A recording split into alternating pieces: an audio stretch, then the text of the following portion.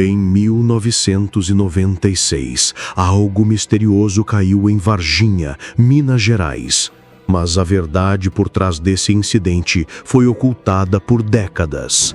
Recentemente, um testemunho chocante do Dr. Haroldo Gentil, psicólogo e consultor das Forças Armadas, revelou que o que aconteceu naquela noite não foi um acidente comum. Foi algo muito mais sombrio. No último vídeo, você descobriu que criaturas de outro mundo foram capturadas e levadas para estudos secretos.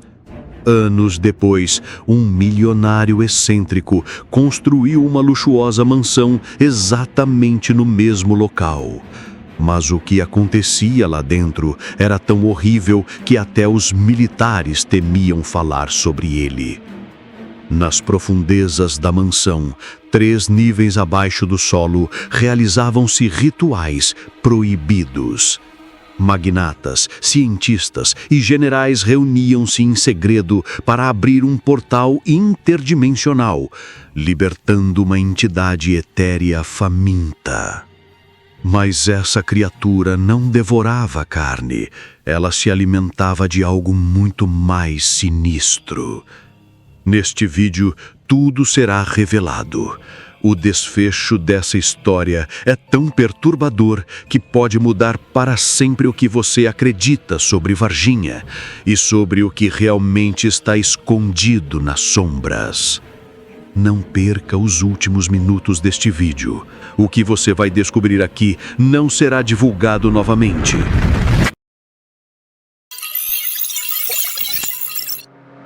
Eu deveria ter fugido naquele momento. Mas algo puxava meus passos de volta para o subsolo, como se a própria mansão estivesse me chamando. Talvez estivesse. Reuni o que restava da equipe. 3 soldados com olhos de quem já desistiu de voltar para casa e o Dr. Lemos, um físico quântico que cheirava a uísque barato e segredos caros. Ele trabalhava para os Carneiro, sim, mas não por dinheiro. Por curiosidade, ele disse, ajustando os óculos. E agora, por medo. O nível -3 não aparecia em nenhum projeto. Tivemos que abrir um buraco no chão do laboratório, usando uma serra diamantada que um dos soldados trouxera. A lâmina rangia contra algo que não era concreto nem metal, mas sim uma membrana viva, negra e úmida, que se contraía como carne ferida. Quando finalmente rompemos, um vapor espesso subiu. E então vimos as paredes. Elas respiravam. Um líquido negro escorria em veias pulsantes, evaporando assim que tocava o chão. Até que o soldado Moreira, aquele com o Patek Philippe de ouro no pulso, encostou sem querer. O relógio derreteu em segundos. "Porra! Isso custou $500 mil!" ele gritou. Mas o terror no rosto não era pela perda do status, era porque o ouro escorria para dentro da parede, como se estivesse sendo absorvido. No centro da sala, o símbolo. A mesma espiral invertida de Varginha, mas agora desenhada com ossos humanos, fêmures, costelas, falanges, todos dispostos com precisão cirúrgica. Lemos engasgou. Isso não é um desenho, é um portal. Ele se ajoelhou, tocando o chão com mãos trêmulas, e está semi-aberto. Foi então que o terceiro flashback me atingiu. 1996. O galpão militar, os corpos das criaturas sendo queimados em uma pira, mas um fragmento pequeno, pulsante como um coração de obsidiana, sendo retirado às escondidas por um oficial. Enterrem no subsolo. O solo aqui é rico em minérios. Vai alimentar ela. Alimentar quem? A resposta veio dos gritos. Moreira apontou a lanterna para o canto mais escuro da sala. E lá estavam eles, os bilionários desaparecidos, enfiados nas paredes como peças de um quebra-cabeça grotesco. Metade de seus corpos fundidos ao material negro, o resto nu, pálido, os olhos abertos e vítreos.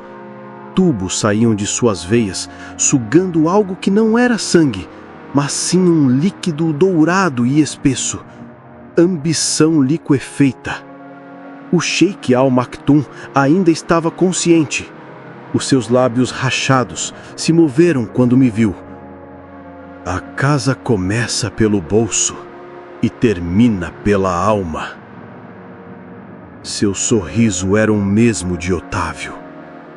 Alegre. Não sei o que me fez tocar o símbolo. Talvez fosse inevitável. Minhas mãos queimaram no contato. A dor subiu pelos braços, invadiu meu crânio, e então eu gritei. Mas não era minha voz.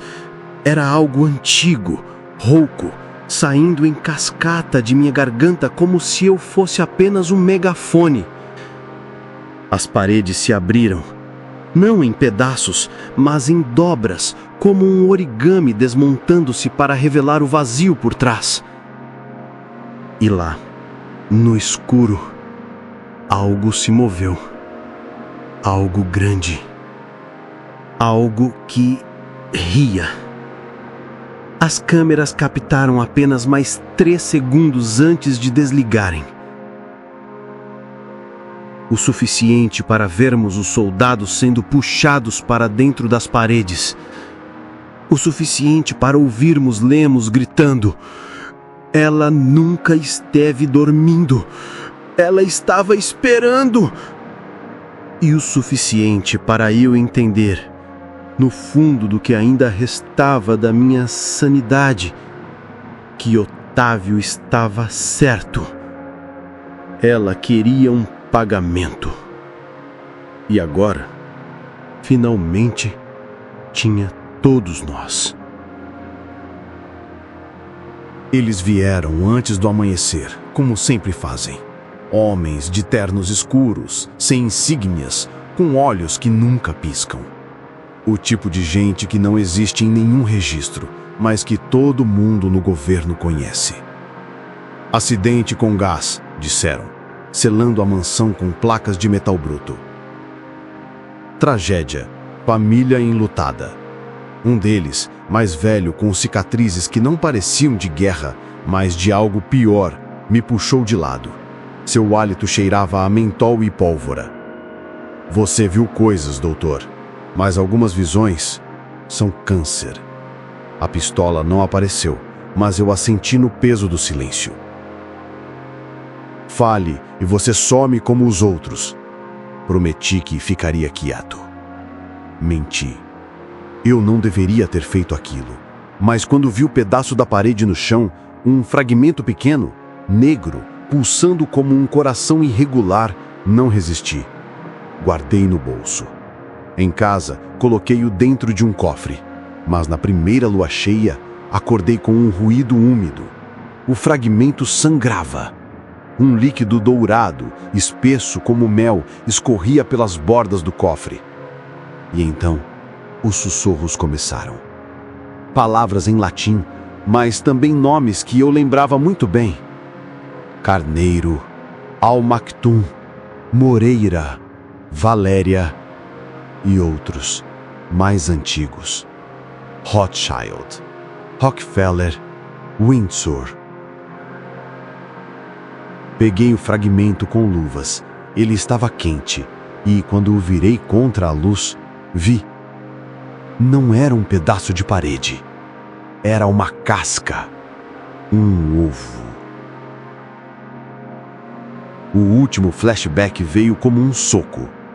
1996. O laboratório secreto. Os cientistas analisando o fragmento, mas entendendo tudo errado.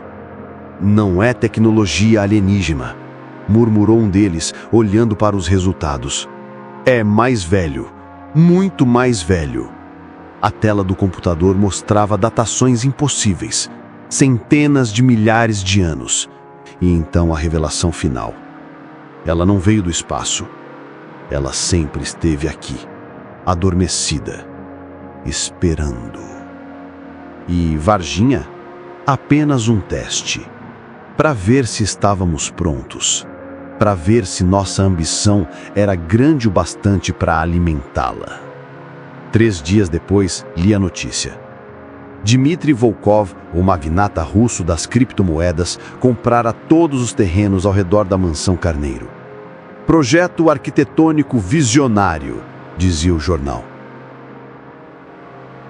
Mas no fórum de bilionários, onde esses homens brincam de ser deuses, havia posts dele nas últimas semanas. Sonho com uma casa que respira. Ouro é apenas o começo. E o pior de tudo, vocês já ouviram ela cantar? Enquanto isso, em Dubai, o CEO de uma gigante farmacêutica desaparecera após uma festa em seu iate. Testemunhas disseram que subiu para o deck e simplesmente se dissolveu no ar. Algumas semanas depois, eu sonhei com Varginha de novo. Com a criatura. Com ela. Desta vez, porém, não estava no galpão militar. Estava na minha casa. Sentada na beirada da cama, os dedos longos acariciando meu rosto, seu sorriso largo demais sussurrando. Você não vai contar, Harold. Porque no fundo, você sempre soube que merecemos isso. Acordei com o quarto em chamas. Mas antes de chamar os bombeiros, chequei as câmeras de segurança. A filmagem mostra tudo. Eu, dormindo. O incêndio começando sozinho. E então, no último quadro, em câmera lenta, algo se movendo debaixo da cama. Algo pálido.